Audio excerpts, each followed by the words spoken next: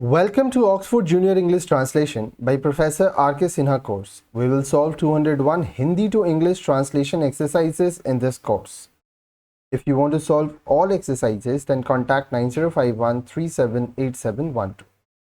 इस एक्सरसाइज का explanation video के लास्ट में दिए जाएंगे। तो आइए स्टार्ट करते हैं। Oxford junior English translation exercise 107 of 201 translate into English. अब देखिए यहां पर हम लोग पास्ट परफेक्ट टेंस के बारे में पढ़ेंगे। तो आइए कुछ सेंटेंसेस बनाते हैं, पहले एक्सरसाइज सॉल्व करते हैं, फिर मैं आपको कॉन्सेप्ट बताऊंगा।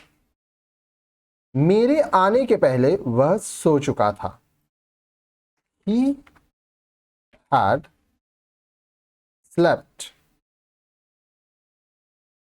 before I came. मेरे स्कूल पहुंचने के पहले घंटी बज चुकी थी। The bell had rung before I reached school.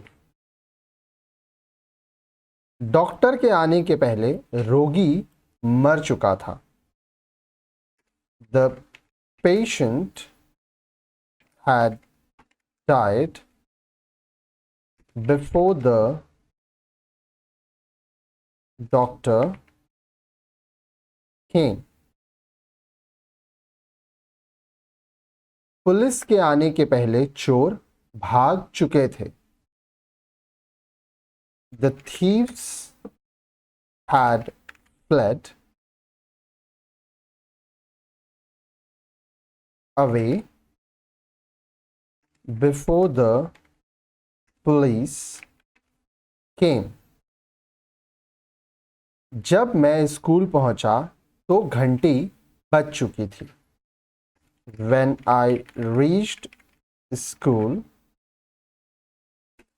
the bell had rung.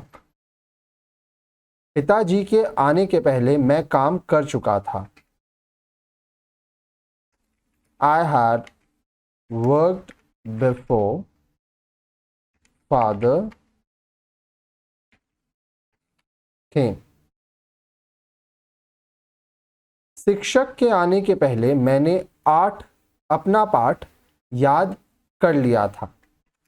I had remembered my lesson before the teacher came. गाड़ी खुलने के पहले मैं स्टेशन पहुंच चुका था। I had arrived at the station before the train started. ठीक है, आइए सबसे पहले वोकैबुलरी लिख लीजिए, फिर हम लोग एक्सप्लेनेशन की तरफ बढ़ेंगे। Oxford junior English translation exercise 107 of 201 vocabulary. पहुंचना टू रीच, टू अराइव, घंटी बेल, बजना बजाना टू रिंग, रोगी पेशेंट, पुलिस भाग जाना टू फ्ली अवे, पाठ लेसन, याद करना to remember, to learn by heart. ठीक है, आइए देखते हैं past perfect tense. Past perfect tense की क्रिया की बनावट होती है, सबके संग हैड लगता है।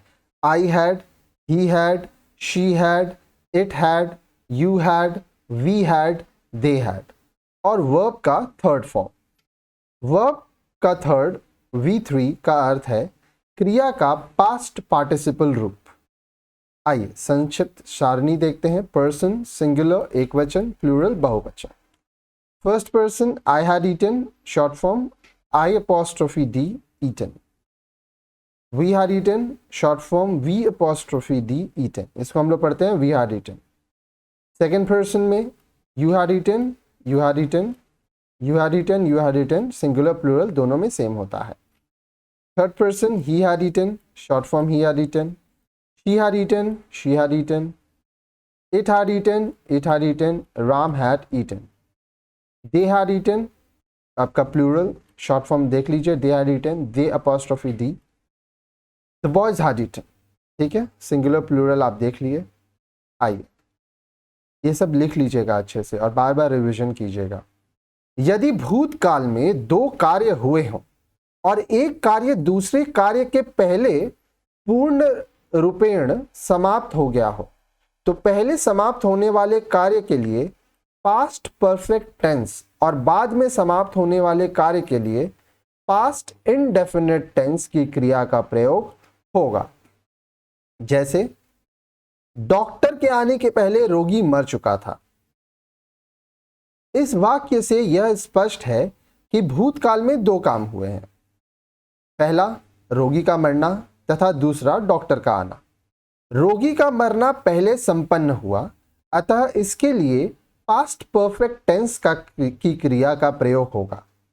डॉक्टर का आना बाद में संपन्न हुआ, अतः इसके लिए पास्ट इंडेफिनिट टेंस की क्रिया का प्रयोग होगा।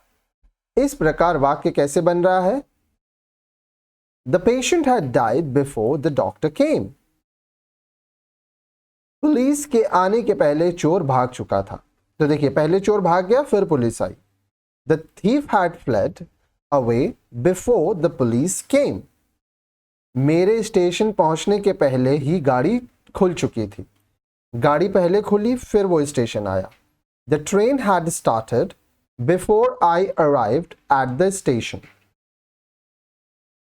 मेरे आने के पहले ही वह जा चुका था, पहले वो चला गया फिर वो आया। He had gone before I came. घंटी बजने के पहले मैं स्कूल पहुंच चुका था, पहले वो स्कूल पहुंचा फिर घंटी बजी। I had reached school before the bell rang. जब हम लोग वहां पहुंचे तो दावत शुरू हो चुकी थी। When we reached there, the feast had started. ठीक है,